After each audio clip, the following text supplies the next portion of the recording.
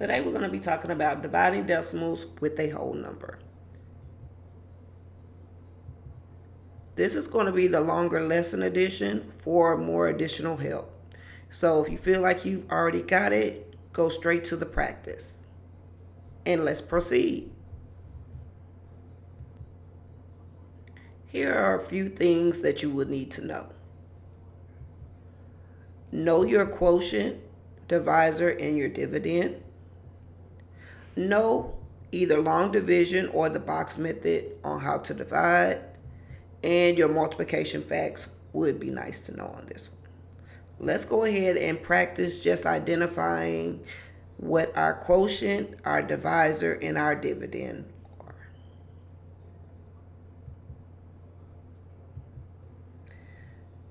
Take a moment and look and see if you can discover which one is my dividend and which one is my divisor for each problem. And then we'll discuss. Let's quickly review divisor and dividend. Dividend is the number that's being divided.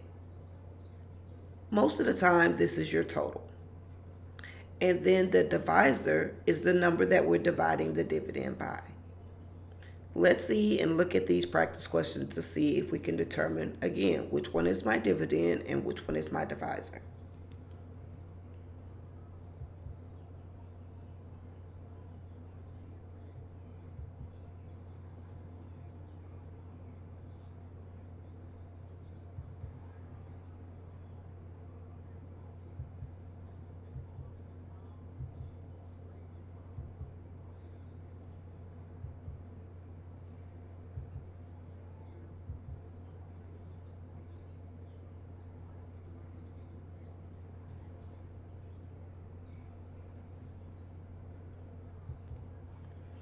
And remember that the quotient is the answer to the division problem.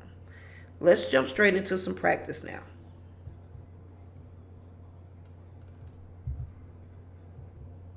Okay, so based off to my steps on the side, the first thing is I have to set up my problem.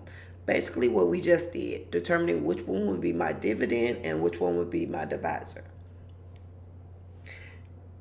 Bring my decimal up to the quotient, which again will serve as my answer, and then I would divide like normal.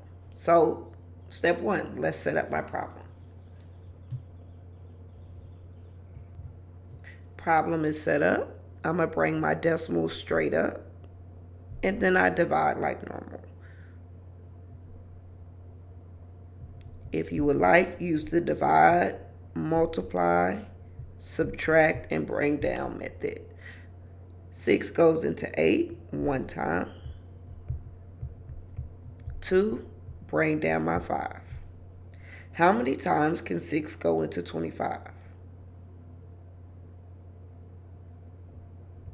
4 times.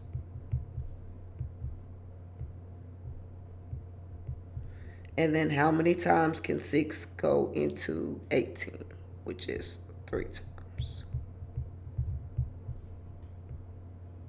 And there's my answer. Let's set up my problem.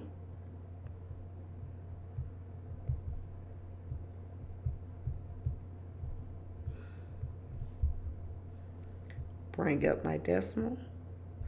One thing I forgot to mention last time, if it would help also for you to do a T-chart of your first 8 factors.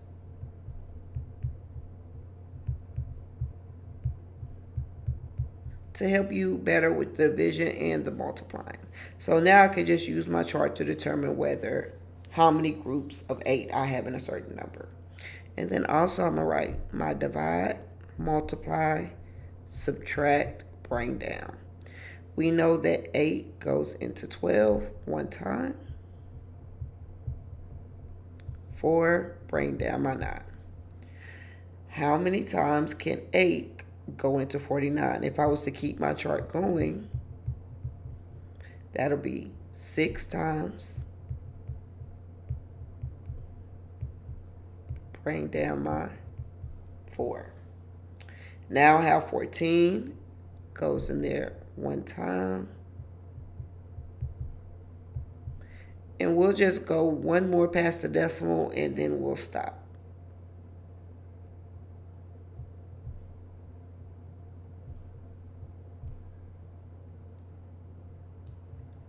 Based on my chart, we can go in there 7 times. That's 56.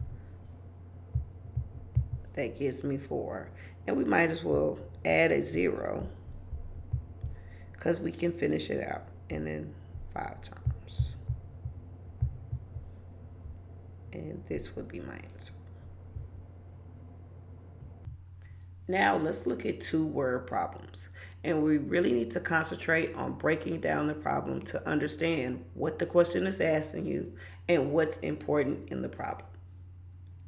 Fair has 4 bags of candy. The total weight of the candy is 4 and 8,200 pounds. What was the weight of each bag of candy? So first of all, let's go through and box in our important numbers that we need to know. 4 bags of candy and how many pounds the candy weighed. Secondly, let's go through and see if we see any keywords that lets us know what we're going to be doing. So I'm going to just circle the word each. Each can mean multiply or divide, but in this case, we want to figure out how much one bag or each bag weighed. So we already know that we're going to be dividing. And I'm going to just write a little division sign right there next to it to let me know I will be dividing on this problem. Lastly, underline my question. What was the weight of each bag? And I'm going to just say 1 bag. And now we're ready to solve. Now we just need to look and determine which one will be my dividend and which one will be my divisor.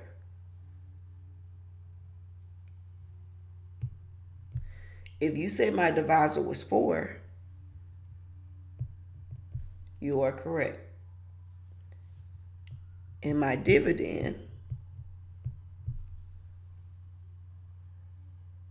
is 4 and 8,200. Remembering my steps, first things first, I'm going to bring my decimal straight up. Once I have my decimal up, I'm ready to divide. If you need to.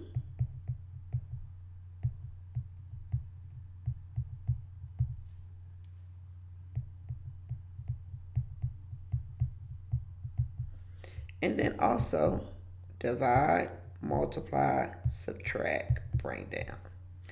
Let's go ahead. How many times can 4 go into 4? 1 time. And I'm going to bring down my 8. 4 goes into 8 2 times. Bring down my 2. Of course, we can't do anything with that.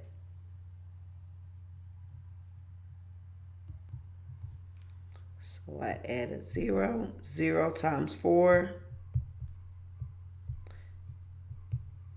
Add my 0, bring it down. And so now I have 20. How many times could 4 go into 20? 5 times.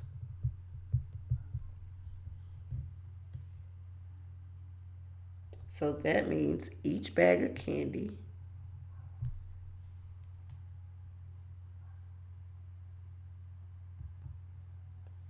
a construction company transported 5 stones that weighed a total of 83.9 kilograms. How much did each stone weigh? We're going to practice the same steps we did with our problem solving on this problem as well. Let's box in important numbers. We need to know my 5 stones, and we need to know my total weight. Circle your key word.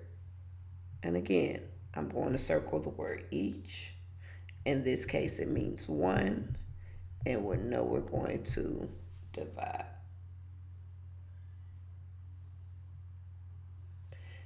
Now, underline your question. How much did each stone weigh?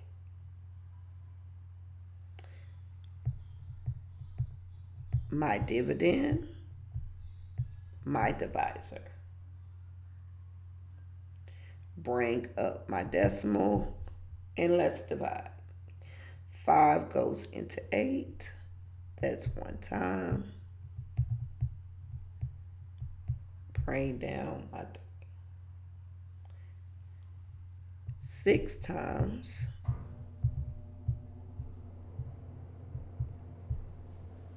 Bring down my 9. 7 times.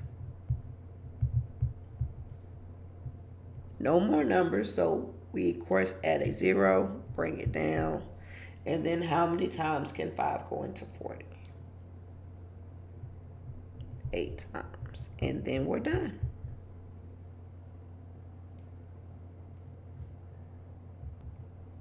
I want you to take a second and practice these. So just simply pause the video, work them out of your notebook.